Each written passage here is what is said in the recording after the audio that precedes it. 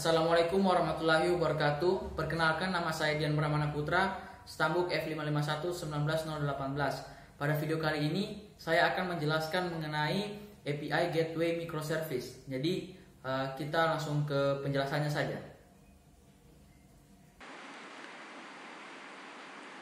Oke, jadi saya akan menjelaskan mengenai API Gateway Microservice.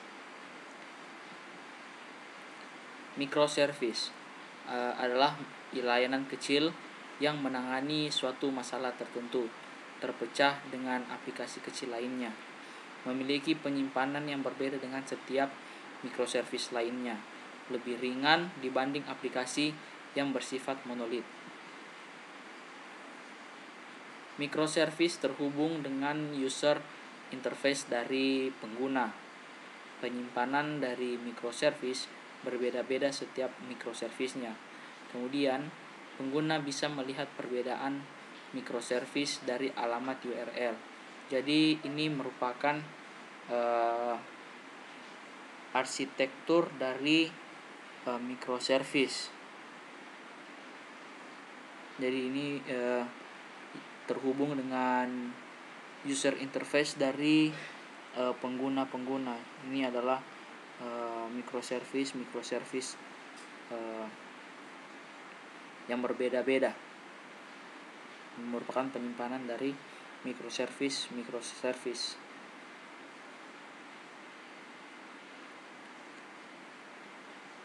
Lalu pengguna bisa melihat perbedaan dari semua microservice ini dari alamat URL-nya yang terhubung dari user interface, lalu di penyimpanan microservice, lalu dilihat perbedaannya dari halaman URL.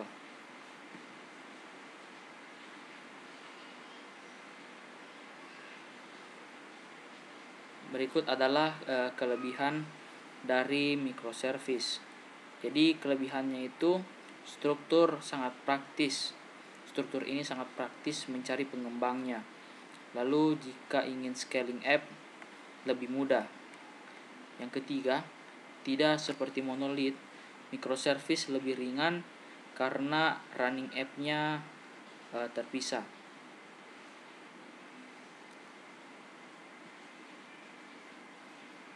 Lalu ini adalah 3 kekurangan dari microservice.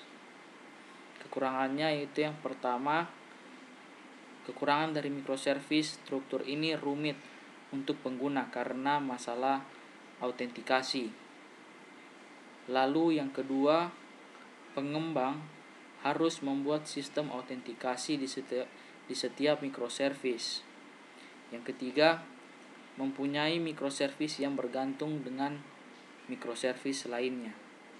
Jadi itu adalah 3 dari kekurangan microservice. Untuk mengatasi kekurangan dari microservice tersebut, kita harus menggunakan yang namanya API Gateway. Apa itu API Gateway? Jadi API Gateway adalah gerbang antara pengguna dengan microservice, berguna untuk memudahkan pengguna dan pengembang. Cukup membuat satu autentikasi pada API Gateway tersebut. Pengguna harus melewati API Gateway untuk mengakses ke microservice. Lalu kita bisa mendapatkan keamanan lebih jika menggunakan API Gateway. Jadi itu adalah beberapa pengertian mengenai API Gateway yang bisa digunakan untuk mengatasi kekurangan dari microservice tersebut yang sudah disebutkan. Lalu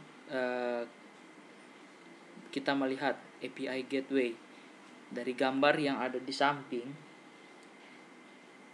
Dari gambar yang ada di samping kita bisa melihat bahwa yang pertama, klien harus mengakses API Gateway. Kemudian API Gateway akan merequest ke tiap microservice. Setelah itu, setiap microservice wajib mempunyai REST API atau RESTful API. Yang keempat, transfer data antar microservice berupa JSON atau XML. Jadi ini adalah